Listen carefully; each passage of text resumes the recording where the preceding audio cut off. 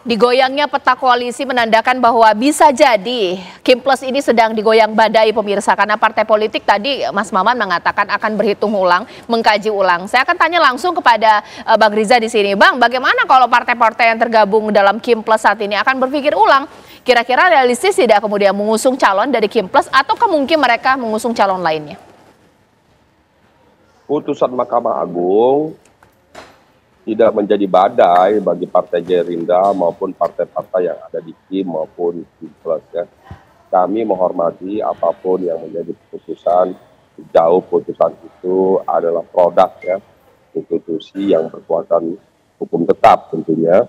Dan kita tahu bahwa penyelenggara pilkada maupun pemilu ada KPU dan Bawaslu.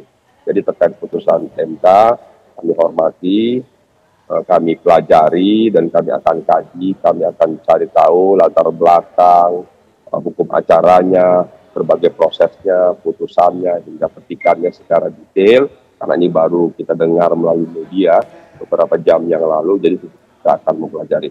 Tidak hanya kami Partai Gerindra, partai semua akan mempelajarinya secara lengkap dan detail, dan juga para pakar tentu. Dan pada akhirnya, nanti apapun yang menjadi produk hukum yang berkuatan hukum tetap sesuai dengan aturan perundang-undangan, kami akan patuh dan taat. Jadi sekali lagi, putusan MK bukan badai bagi Partai Gerindra maupun partai-partai yang berkoalisi di Kim maupun Kim+. Justru putusan ini menambah Kim solid, karena Kim sangat solid, luar biasa, bisa memenangkan Prabowo Gibran, tambah lagi sekarang Kim bertambah lagi dengan partai-partai di luar Kim, sehingga kami sebut dengan Kim+ semakin solid dan lengkap. Kami anggap ini adalah tantangan yang baik, justru menyehatkan demokrasi, justru membuat kami semakin solid, semakin kuat. Apapun yang menjadi keputusan, yakinlah bahwa Kim akan solid dan kuat dan dapat memenangkan berbagai pilkada di seluruh Indonesia.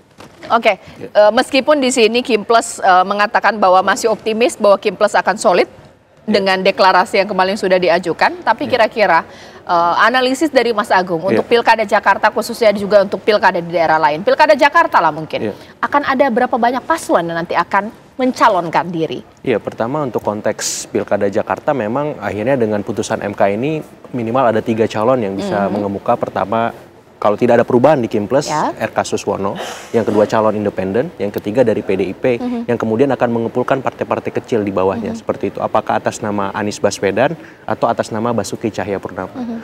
Kemudian bagaimana situasinya di pilkada yang lain? Nah, di pilkada-pilkada strategis di Jawa khususnya, bahkan mungkin di Sumatera Utara, ini akan membuat kalkulasi ulang di Kim+ supaya apa? Supaya kemungkinan mereka menang lebih besar ketimbang kalahnya. Karena apa? Karena tidak mungkin koalisi besar ini hanya sebatas pelengkap saja, hanya sebatas penggembira saja. Sementara PDIP yang mendapat istilahnya bandwagon efek yang baru, yang sebelumnya dimiliki oleh Kim+, itu akan kemudian berusaha membuat aspirasi publik terkanalisasi lewat calon-calon yang mereka miliki. Dan di titik inilah Kim+ harus mulai berpikir ulang, kemudian berinovasi baru agar apa? Tetap menarik, atraktif, dan siapapun calon yang mereka usung, kans menangnya lebih besar ketimbang kans mereka sekedar kalah atau penggembira, seperti itu. Oke, baik. Nanti kita tunggu langkah apa yang akan terjadi pemirsa, karena ketika situasi politik sudah seperti ini, partai politik akan lebih realistis, akan berpikir bagaimana kemudian mempertahankan koalisi atau berpikir mereka tetap dalam koalisi atau mencalonkan calon yang punya kemungkinan untuk menang lebih besar pemirsa, punya kemungkinan untuk pilih lebih besar.